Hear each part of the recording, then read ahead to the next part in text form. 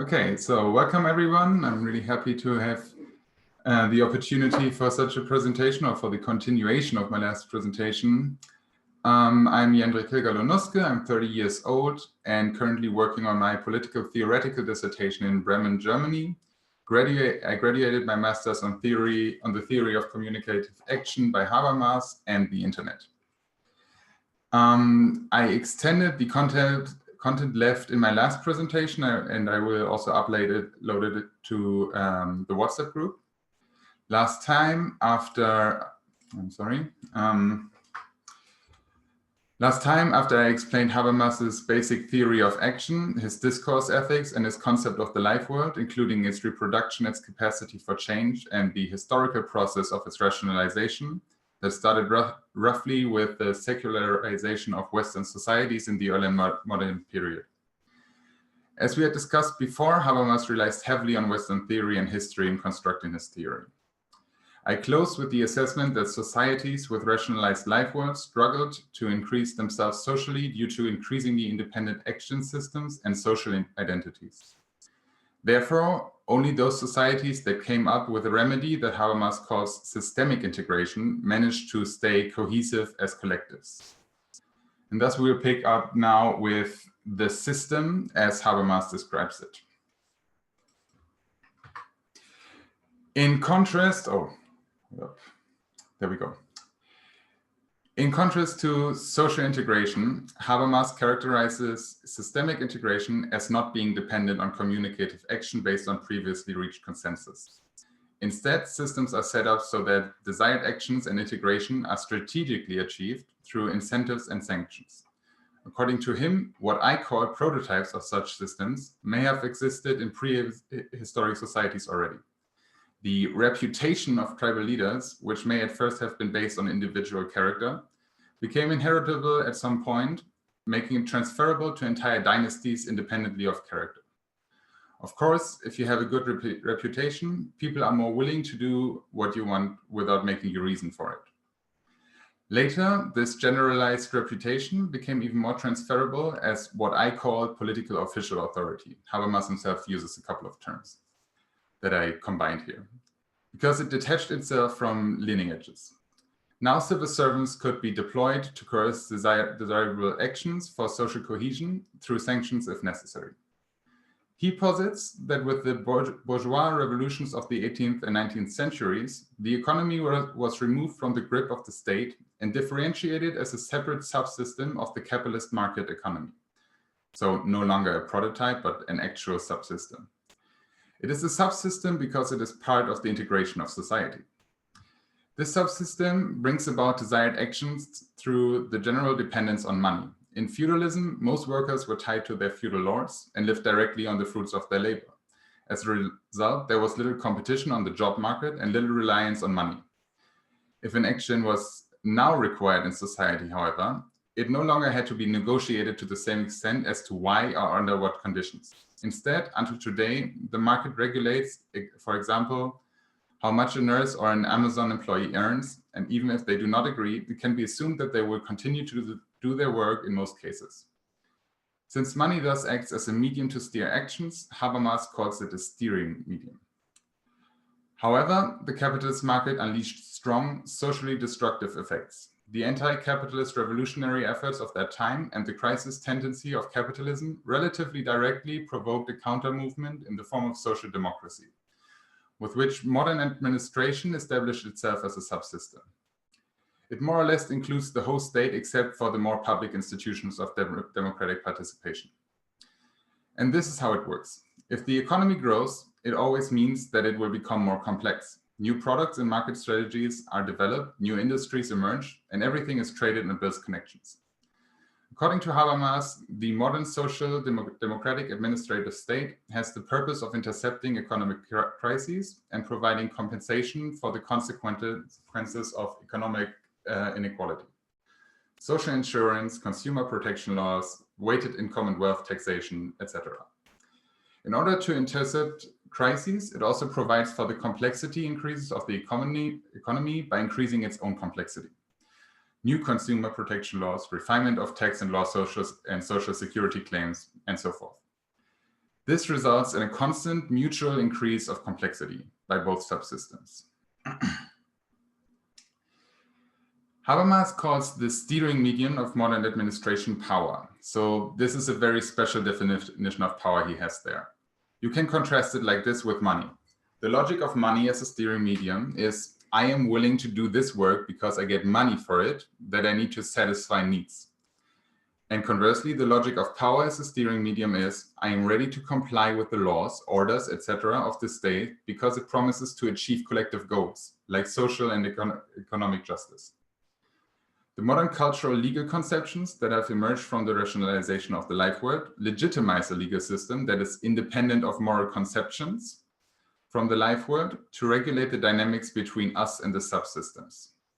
Of course, this also means that people act goal-oriented rather than really communicative when interacting with each other through subsystems. The rationalization of the living environment has prepared us for this with cognitive rationalization through modern science and ethical rationalism. Both things we talked about I talked about in my last presentation. Now, the core problem that Habermas sees here is formulated in his Thesis of Intercolonization. The Thesis of Intercolonization says that the subsystems, economy, and state become more and more complex due to capitalist growth and penetrate ever deeper into the symbolic reproduction of the living world. So this is from the theory of communicative action, from the actual book. And please remember that these quotes here are translated by me from German. So in English versions of the book, you might find altered word versions. And all the sources will be at the bottom of the presentation, which I will share in the group. As a result, we can deal less and less communicatively with each other and have to switch more and more to goal-oriented attitudes. We literally lose the time we might otherwise have used for true communication to these systemic necessities. Sorry. The life world adapts to this pressure by socially integrating the privacy sphere and the public sphere. Habermas actually calls both spheres, to manage the exchange with the economy and the administration, respectively. Within the sphere of privacy, we are affected as employees and as consumers. So I have another graphic for you, and please don't be shocked because it is rather complex. The deeper we go into this theory, the more complex it becomes, and thus my visualizations had to adapt as well. So this might be a little overwhelming, but I'll get into it now. Within the sphere of privacy, we are affected as employees and as consumers, to the middle right here. Here, families have the function of socializing personalities towards those roles. For example, the job market increasingly demands adjustment to private lives in the form of family planning, nutrition, leisure sports, maintaining contacts, etc. No matter how well adjusted, people conduct themselves with at least the implicit goal of money here. As per Marx, concrete labor is abstracted in exchange for wages. And as consumers, well, smartphones are likely the ideal example of our time. We are spending more and more of our time consuming consumer products on these consumer goods, which are often presented to us while our usage data is being saved in order to offer us even more products with even more efficient advertising in the future. That's already a little dip in my master thesis. Even when attempting authentic communication, we are more and more engaged in the consumption of social media, communication technology, and the supply of the entertainment industry, for instance, where we need to at least implicitly act as strategically competing market participants. Furthermore, concrete needs are abstracted towards demand preferences for goods and services. Within the public sphere, we are concerned as citizens, to the left, to the middle left here, and as clients of the welfare state administration. Communicative networks conduct the cultural reproduction that prepares us for these public roles. As citizens, legitimization is increasingly being demanded from us due to the increase in complexity required by the economy, although the necessary compromises by governments and in legislations are sometimes far from the state of the public debate. Some examples might be climate and environmental protection, abortion law, or the election of Ursula von der Leyen as president of the European Commission. That was quite the coup. Concrete public opinions and interests are abstracted towards the strategic willingness for loyalty to a representative system that promises political leadership in exchange, suspending the necessity of actual communicative consensus for society's cohesion. And as clients, lastly, we are constantly exposed to adapting and expanding tax law and the conditions of social security and social assistance. How, where, and with whom you live and in what circumstances can play a major role in those regards. In this way, many aspects of our lives are effectively redefined by public institutions as facts of potential law cases that may affect our taxes and social benefits. For example, tax incentives often make it more profitable for the men rather than the women of any family to work, at least here in Germany. Here, concrete needs are abstracted into an exchange of taxes for organizational output of welfare institutions and the legal system. So just to interject here, like I said, Habermas really heavily relies on the Western social welfare state. So there are some generalizations happening here already. These expansions into the life world are institutionalized through juridification, meaning more and more laws for more free and equal market access, user agreements, consumer and labor protection, innovative or exploitative employment contracts, more complex and extensive social law and welfare systems. This complexity in turn affects us as citizens through the need for increasingly complex and thus oftentimes overwhelming discussions about the legislative measures the administration requires to keep up with the market economy. The increasing loss of time for communicative rather than strategic action that the colonization of the life world leads to disrupts the reproduction of the life world, where traditional everyday conduct has been recoded from communicative interaction to strategic attitudes. Cultural traditions, social practices, and personal identities can't be kept up and renewed as before, leading to the same interaction of social pathologies I explained in my last presentation under life world change. Thus, systemic integration can keep a society integrated by force, so to speak, but the wealth and increasingly complex social policy it produces can replace the life world it disintegrates, the actual communication through actual speech. In this state, the life world also lacks the resources to comprehensively reveal the alienation caused and its systemic roots to all but the most specialized. With the independent value spheres created by the rationalization of the life world, scientific knowledge and ethical principles have become too fragmented to allow most people a comprehensive understanding of what is happening to their life world. Never mind coming up with ways to preserve and restore it, of course. And obviously, it could be argued that this disparate pattern is mirrored within the spheres of ethical views and scientific study, where disciplinary specialization has in part led to professionals knowing increasingly more about increasingly less. So to just go through the graphic again, you are seeing above the system with its interaction between the two subsystems, modern administration and market economy.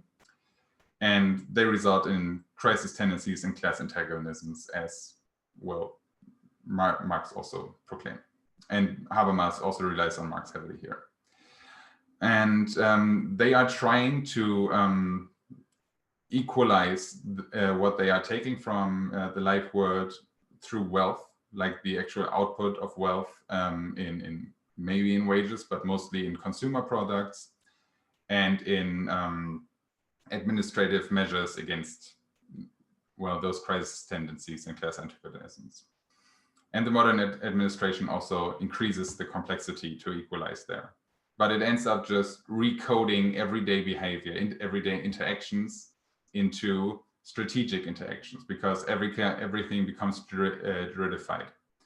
And thus, it sort of draws the life world into its spheres.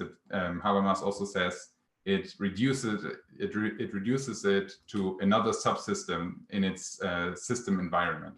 He's also relying on Luhmann here a lot. And thus, the actual conduct that happens that may used to have been just regular, traditional interaction between peoples now ends up being colonized by these strategic motives everyone has to take up as sort of rational individuals. And this colonization in the middle there leads to the social pathologies I talked about last time. So yeah, that's already it. That's the colonization of the life world and the colonization thesis of Habermas. And with this, my overview of the theory of communicative action is done. I this time prepared a little bit for a possible discussion, but first, any questions? Are there any? I guess it was a little quick and a lot. Or any criticism?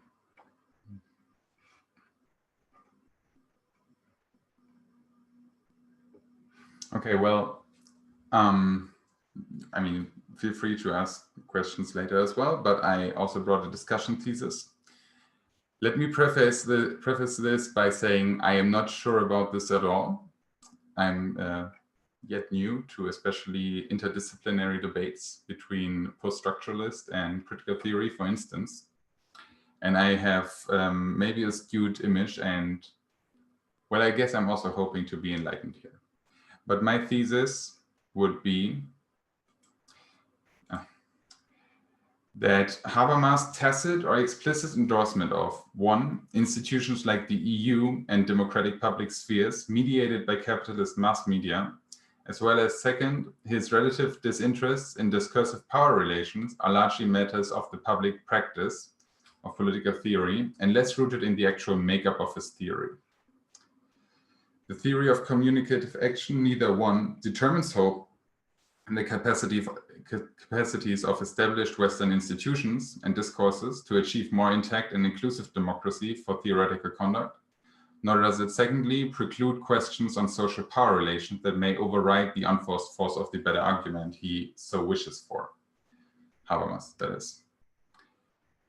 Instead, my impression so far is that democratic theory and discourse ethics seem to often gain more traction in the public and at least some scholarly discourses of societies that would be called into question by the thesis of intercolonization and Habermas's own scientific focus, like the matter of post-metaphysical thought he addresses in his expansive late work published last year, doesn't really seem to work against this. The issues he covers there are the development of religion splitting off, like in his rationalization thesis, secularization, and also the secularization of thought into a post-metaphysical form of thought. And he doesn't really seem to address what post-structuralists, for instance, regard the power relation and interplay that is inherent to communication, to the very communication he suggests as a rational ethical principle and a democratic principle. So I never really had the impression that his theory necessitates this attitude and this practice as a theoretician. I didn't really find that in there. I feel I have the impression that it's more his choice of what he did with the theory that was there, and also, well, democracies, white democracies, male-dominated democracies maybe tend to be more interested in an idea of ideal rationality, in this case through ideal discourse, and in democratic theory, rather than, well, typical thesis of critical theory, right? Like criticizing capitalism and statehood through what we discussed today, the subsystems and the thesis of intercolonization. So I think it's a matter of the public and possibly a matter of how Habermas reacts to that discourse. And regarding scholarly tendencies, at least empirical political science seems to be interested there more.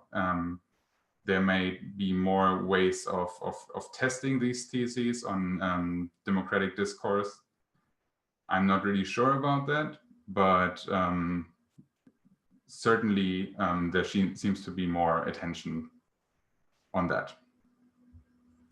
So opinions. I know it's a lot as well, but it's a complicated impression I'm getting, and I felt like I needed to work it out. Hi, Jendrik. I wondered if you are aware of a book by Chantal Mouffe that discusses this sort of topics and rationalization and actually criticizes Habermas's rationalization and democratic theory. I don't remember the exact name of the book. It's from Chantal Mouffe, but there's a chapter called For an Agonistic Model of Democracy. And she heavily criticizes this rationalization and public and private sphere differences. I'm writing this down. I'm aware that, well, radical theory or radical theorists have criticized Habermas, and I think I heard of Mouffe specifically. I haven't gotten into it yet. Really, my discussion thesis here is also a symptom of the fact that in my workload, I really haven't gotten to the post-structuralists yet, and neither had the time to actually engage in radical theory beyond Rancière. Yeah, so I'm not that aware, but maybe you can enlighten me as to what her criticism is exactly. So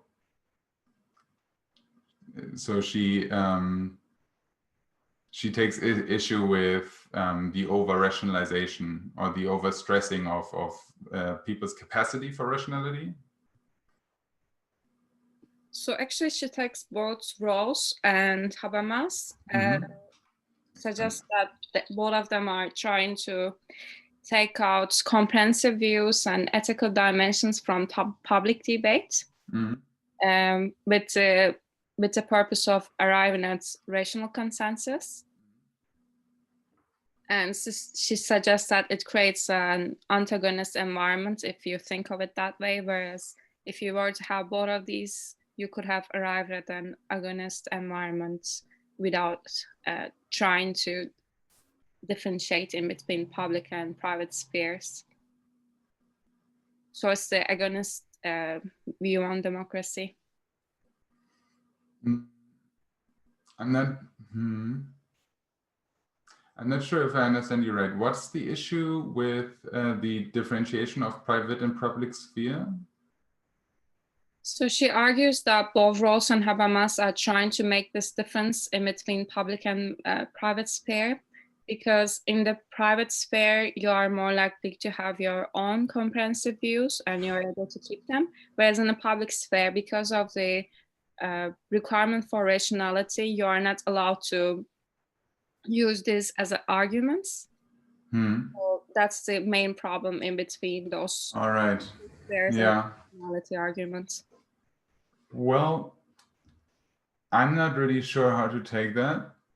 Like I have no interest in principle of defending Habermas, but I think, well, his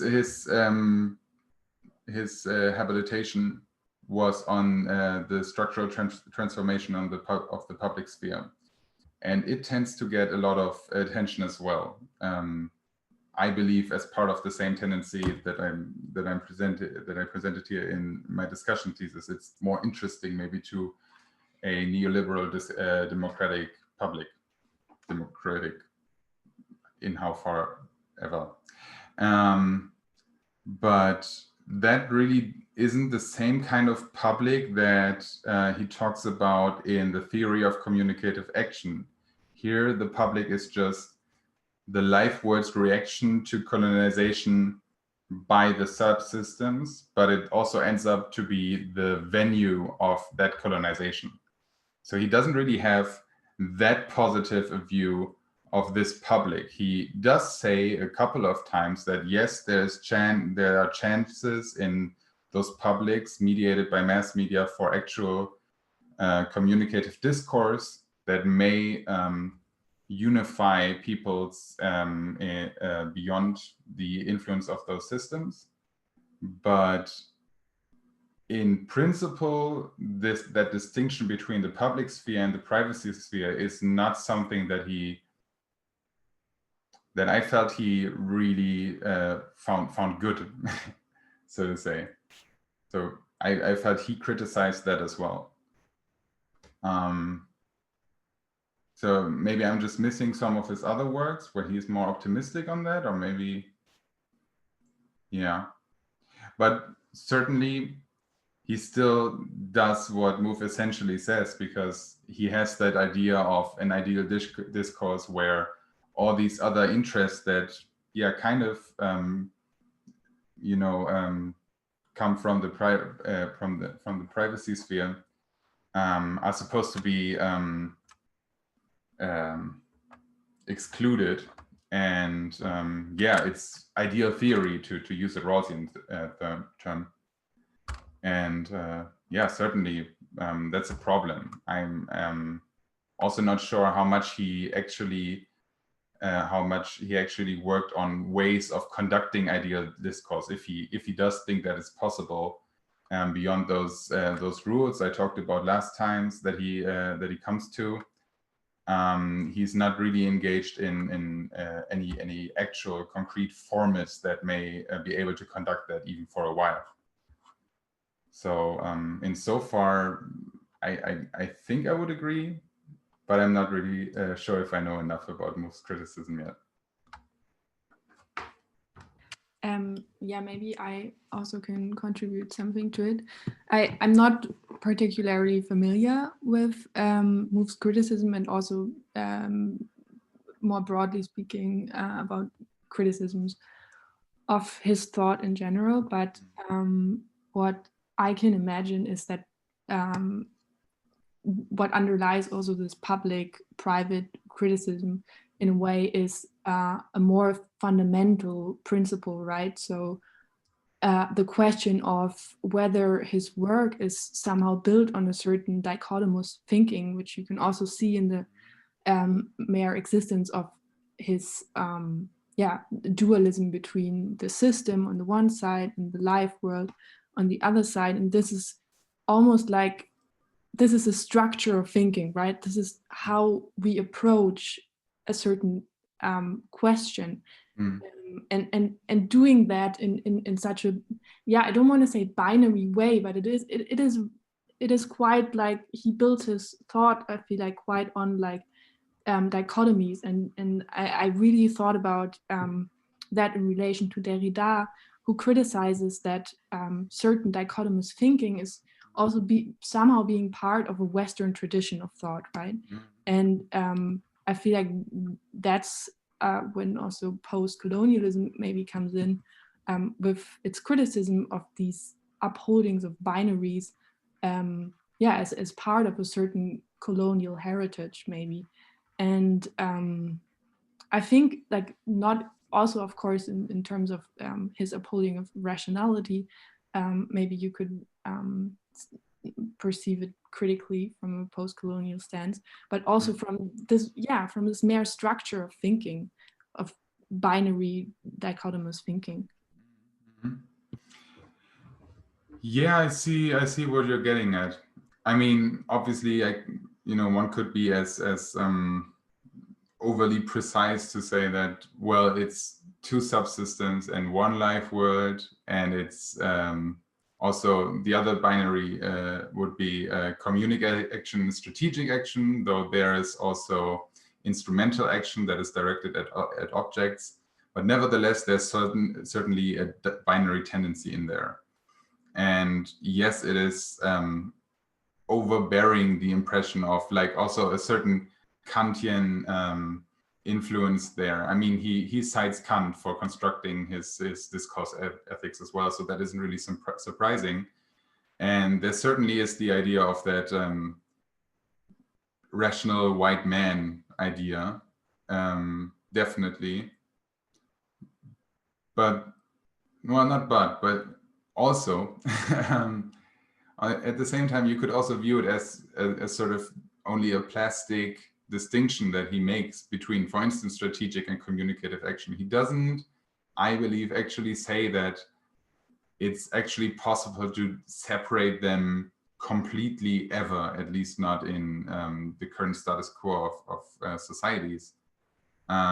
He does include, as afterthoughts, though, that each communicative action will always have a smidge of strategic interests in there as well, and vice versa. And maybe the issue is that idealization that he conducts to arrive at his ideal discourse model just models too much the imperfection of concrete, real world human conduct. So yeah, again, I would tend to agree definitely, but I'm not sure if I would throw the whole thing out.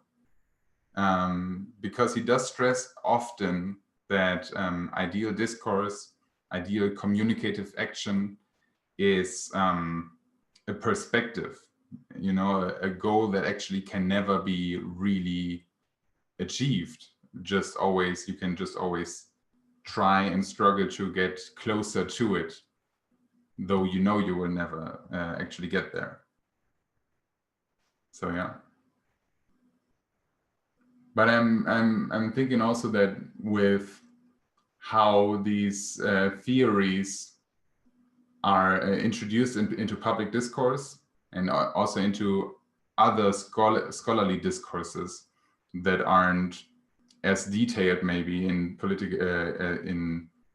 exploring political theories, you will always lose some of that nuance. And then it's no wonder if someone gets as powerful with his theory as Habermas has, that certain aspects just get dropped and others get pushed to the forefront and then get powerful in a negative way that does end up just repeating the old ideas of the rational white man. Yeah.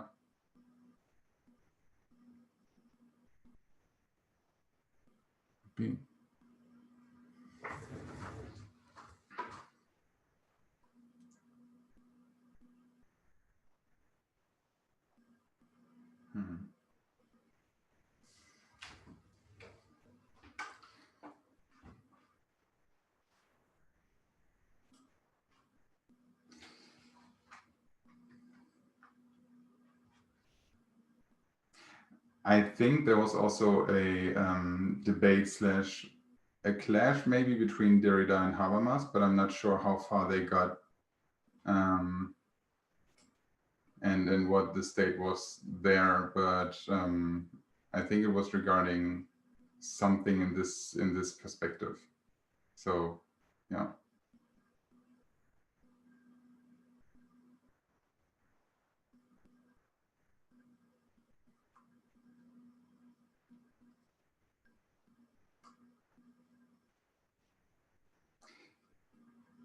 But nevertheless, I tend to wonder how should post-colonialist movements, anti-racist movements, emancipatory movements in general, how should they conduct themselves with each other?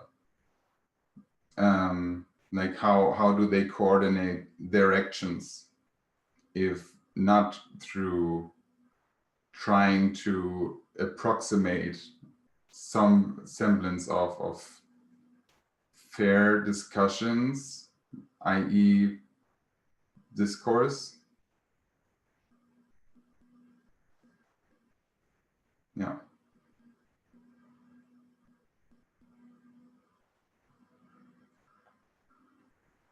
Yeah, I feel like this main thesis, like what you just said about the discussion and discourse, might actually still hold.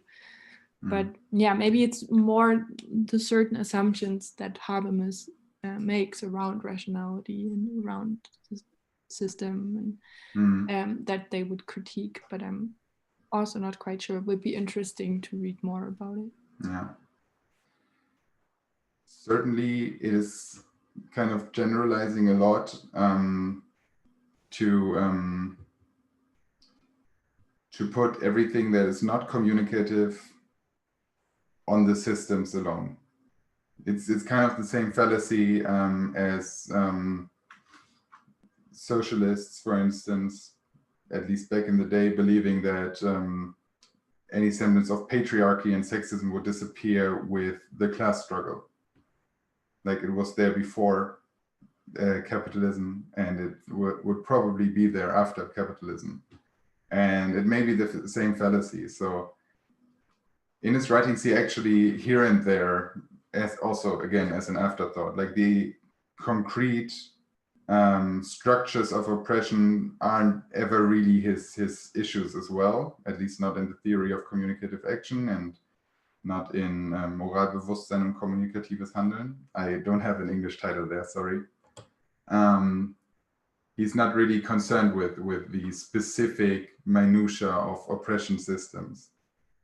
And maybe it does end up idealizing everything beyond the systems to, well, if the systems weren't there, discourse would just work. And then he also hopes for discourse to still kind of work with the systems to overcome them, maybe. He stresses that he's not sure about that, but he does seem pretty hopeful.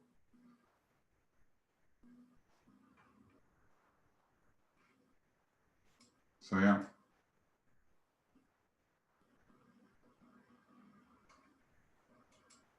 Mm-hmm. But what I mean, maybe I missed something, but what I am then always wondering is like, okay, how do we get to that point? Like, how can we make, like, what's the process of making deliberation or yeah, discussions more inclusive in a way, and yeah, and leading to that ideal? I sometimes I didn't really understand how he proposes that transition. Yeah, because to my knowledge, he doesn't really propose a transition. As like, for once, he's very analytical in large parts of his theory, analyzing the interplay between the subsystems and the life world, and certainly that is a critique. And then he also stresses that he calls it a fragmented everyday conscience, which is what I said at the very end about the life world lacking the resources to even make it apparent that it's being colonized to, well, all but like the most specialized people like him. And he says all of that, but he doesn't really have an idea,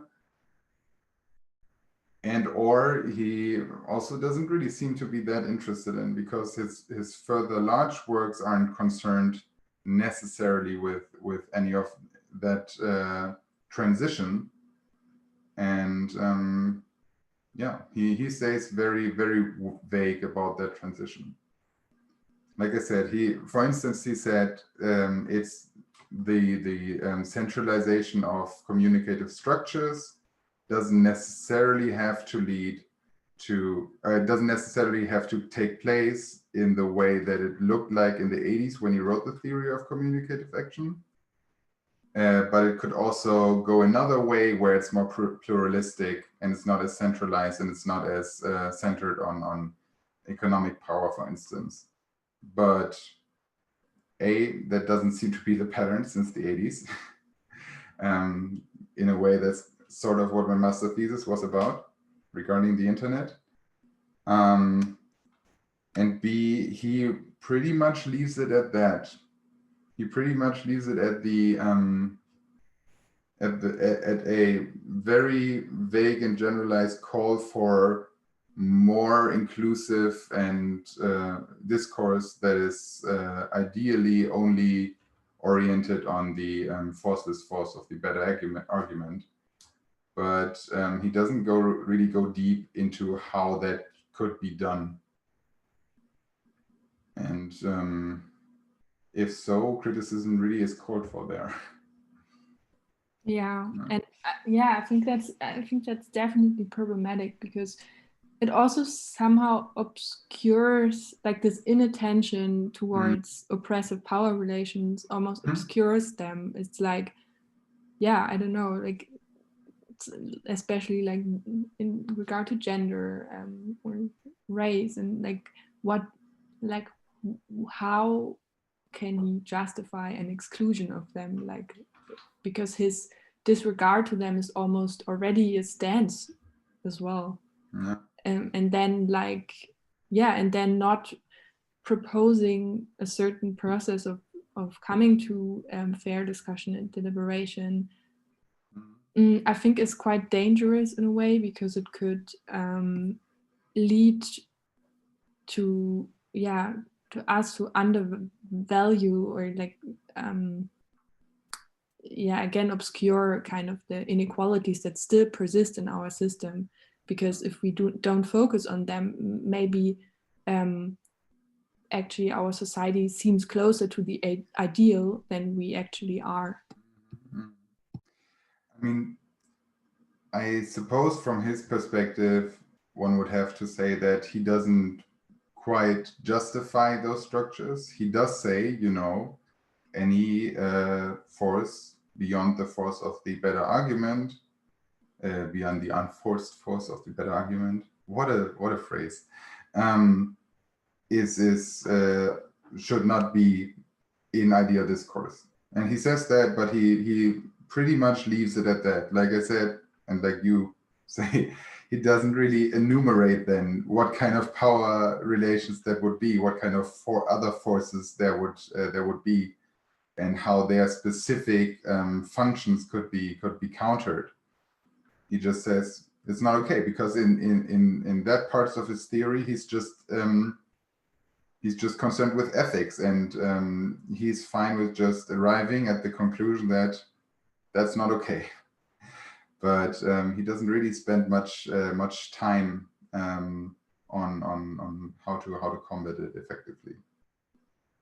And that really fits with these theses of obscuring, you know, things just don't gain the same traction in public debate, and they end up not mattering as much, although they are the very power relation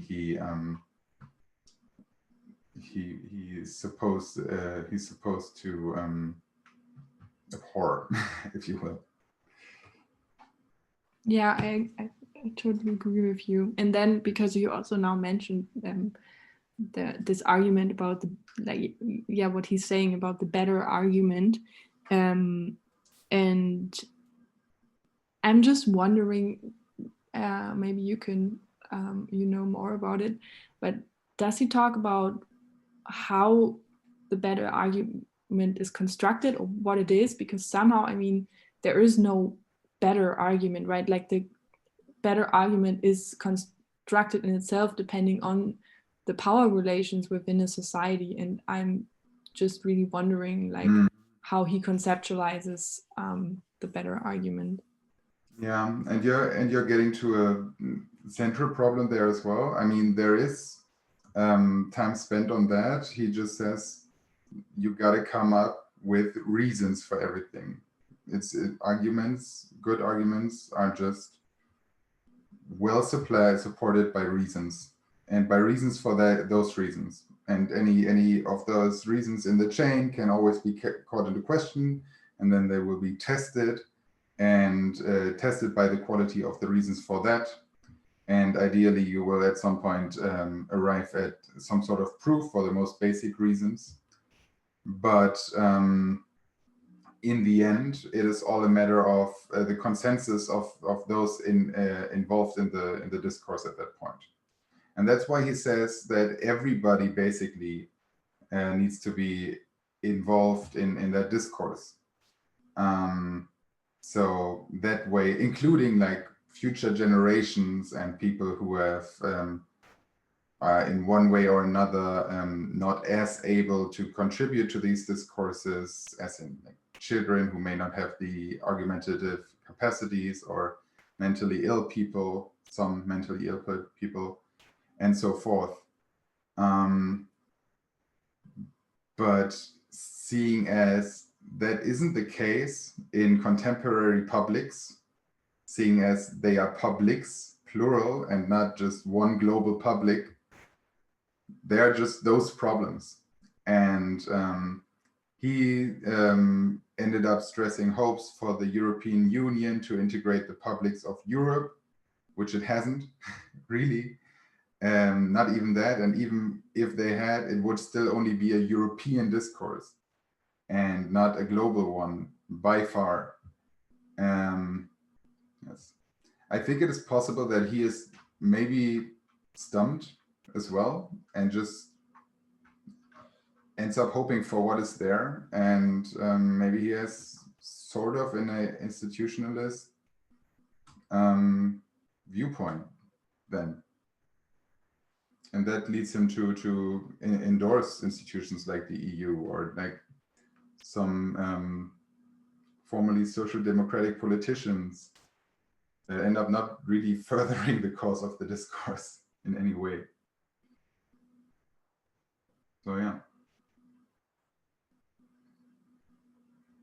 But like his idea is, if everybody concerned is included in the discourse and everybody supplies enough reasons, and those reasons could always be inspected themselves, we should end up at like something approximating social truths, normative truths. And obviously he also calls for those truths to always be able to be called into question again. All of that is there, but the relation to the status quo in reality, if you will, isn't really that worked out at times.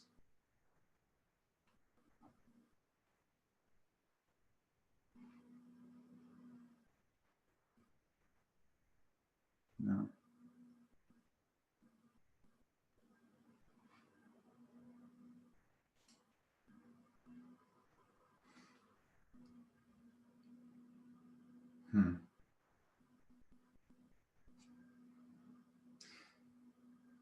Then again, that idea of the discourse, if it isn't applied as universal, if it is maybe employed for activist groups, for instance, to organize themselves, coordinate their interests and so forth, may still be useful, like just as a plain method, and that's it.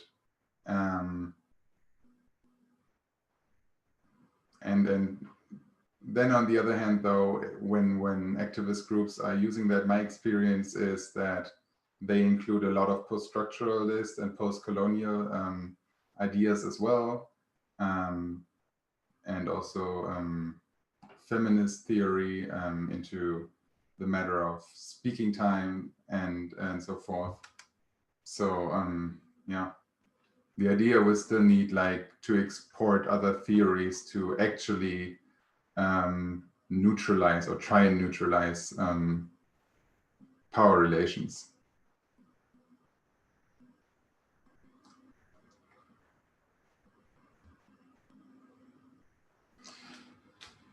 Yeah, all right.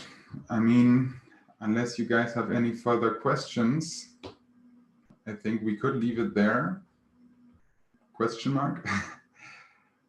I'm very grateful to have been able to tell you all about this. It was really interesting work on my master thesis and on the theory of communicative action. And these same questions we ended up discussing here, and this impression I got lingered with me since I'm done. So that's almost a year now. And it's nice to have discussed it and see and notice that well, maybe my impression isn't that singular.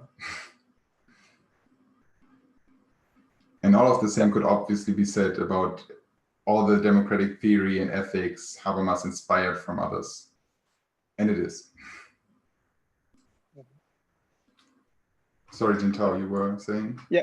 Thank you, Jendrik. Yeah, I think a lot of things left for me to think and digest. I'm still thinking about the table you give. But anyway, yeah, thank you so much for all these insights, and we'll call it a day now. Yeah. All right. Great. Thank you, everyone. Thank you so much. It was very interesting. I will scroll through the sources quickly for YouTube. Yeah, okay. So everyone can pause at these places. This is regarding all the slides from this presentation and the last one.